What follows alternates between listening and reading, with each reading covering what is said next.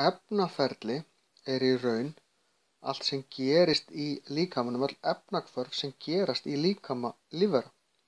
Þetta eru efnahvörf eins og þegar við brennum mat. Það efnaferli kallast bruni, en þá er í raun og veru sykur að gangi í samband við súrefni. Við það ferli losnar orka og það verður til koltvíoxíð og vatn. Ljóstillífun er annað efnaferli sem við getum ekki stundað ljóstillífun en plöntur geta það. Það er í raun öfugt við bruna. Þá verður koltvíoxíð og vatn að sykri og súrefni, en til þess þarf orku, það losnar ekki orka við það, en svo orka kemur frá sólinni.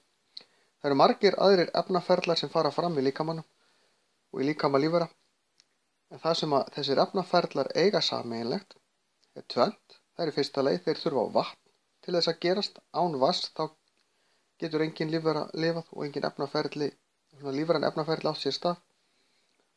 Og mörg af þessum efnaferlum þau þurfa lífhvata, ensím, sem eru efni sem hjálpa til. Til dæmis bruni gerist ekki að sjálfu sér nema við rúmlega 1000 gráðu hita, en hjá okkur gerist hann við 37 gráðu hita.